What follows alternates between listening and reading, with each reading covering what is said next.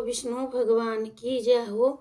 तो आज एकादशी है, तो मैं एकादशी के बारे में कुछ बताना चाहती हूँ कि आज की एकादशी का नाम पुत्रदा एकादशी है, जो पुत्र प्राप्ति के लिए होती है। तो इसलिए मैं पुत्रदा एकादशी की कथा पढ़ने जा रही हूँ। अगर कोई गलती हो तो मुझे क्षमा करें। पुत्रदा एकादशी। युधिष्ठिर बोले, श्री कृष्ण कृपा करके पौष मास के शुक्ल पक्ष की एकादशी का महत्व बतलाइए। उसका क्या नाम है, उससे करने की क्या विधि है, उसमें किस देवता का पूजन किया जाता है। भगवान श्री कृष्ण जी ने कहा, राजन, पौष मास के शुक्ल पक्ष की जो एकादशी है उसका नाम पुत्रदा है। पुत्रदा एकादशी को नाम मंत्रों का उच्चारण करके फलों के द्वारा श्री हरि का पूजन करें। नारियल के फल, सुपारी, बिजोरा, नींबू, जमीरा, नींबू, अनार, सुंदर, आंवला, लौंग, बैर तथा विशेषता आम के फलों से देव देवेश्वर श्री हरि की पूजा करनी चाहिए। इस प्रकार धूप दीप से भी भगवान की अर्चना करें। पुत्रदा एकादशी को विशेष रूप से दीपदान करने का विधान है। रात में वैष्णव पुरुषों के साथ जागरण करना चाहिए। जागरण करने वाले को जिस फल की प्राप्ति होती है वह हजारों वर्ष तक तपस्या करने से भी नहीं मिलता। यह सब पापों को हरने वाली उत्तम तिथि है। चराचर जगत सहित समस्त त्रिलोकी में इससे बढ़कर दूसरी कोई तिथि नहीं है। समस्त कामनाओं तथा सिद्धियों के दाता भगवान नारायण इस तिथि के अधिदेवता हैं। पूर्व काल की बात है, भद्रवतीपुरी में राजा सुकेत नाम राज्य करते थे। उनकी रानी का नाम चंपा था। राजा को बहुत समय तक कोई वंशधर पुत्र नहीं प्राप्त हुआ, इसलिए दोनों पति पत्नी सदा चिंता और शोक में डूबे रहते थे। राजन के पितर उनके दिए हुए जल को शोकावास से गर्म करके पीते थे। राजा के बाद और कोई ऐसा नहीं दिखाई देता जो हम लोगों का तर्पण करे। यह सोच कर पितर दुखी रहते थे। एक दिन राजा घोड़े पर सवार हो गहन वन में चले गए। पुरोहित आदि किसी को भी इस बात का पता न था। मृग और पक्षियों से सेवित उस घने जंगल में राजा भ्रमण करने लगे।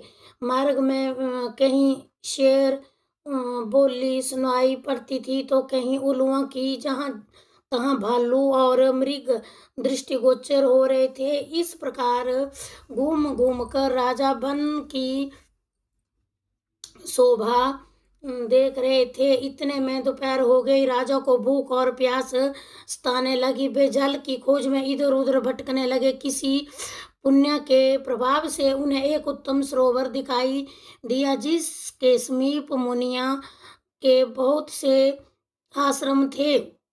शोभाशाली नरेश ने उन आश्रमों की ओर देखा।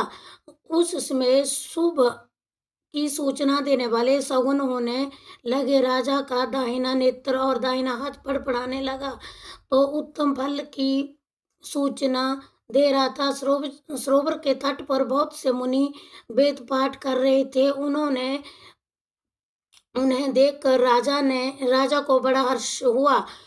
वे घोड़े से उतरकर मुनियों के समीप खड़े हो गए और पृथक पृथक उन सब की वंदना करने लगे।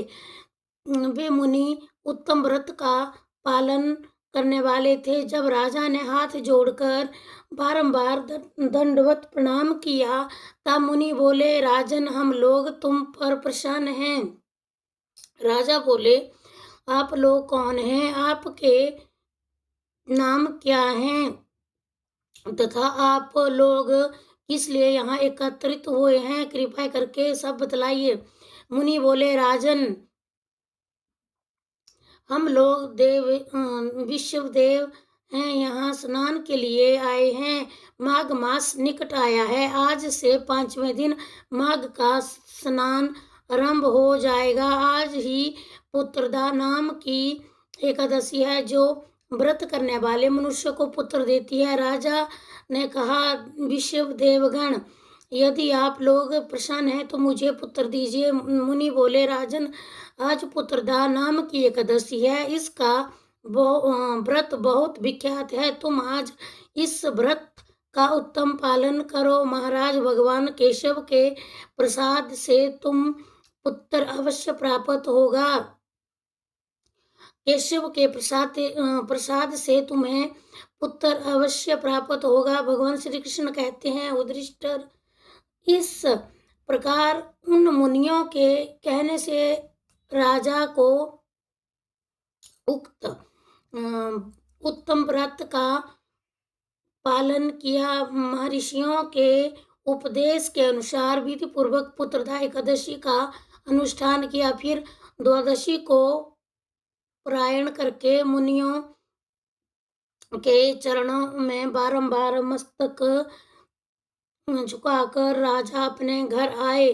तदनंतर रानी ने गर्भ धारण किया। प्रसव काल आने पर पुण्यकर्मा राजा को तेजस्वी पुत्र प्राप्त हुआ, जिसने अपने गुणों से पिता को संतुष्ट किया। वह प्रजा का पालक हुआ। इसलिए राजन, पुत्रदा का उत्तम व्रत अवश्य करने चाहिए। मैंने लोगों के हित के लिए तुम्हारे सामने इसका वर्णन किया है। जो मनुष्य एकाग्रचित होकर पुत्रदा एकादशी का व्रत करते हैं,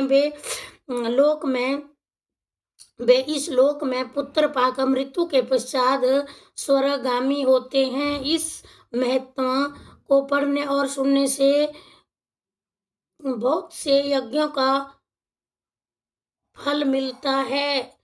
जय श्री कृष्णाय नमः, जय वासुदेवाय नमः, जय नारायण भगवान की जय हो।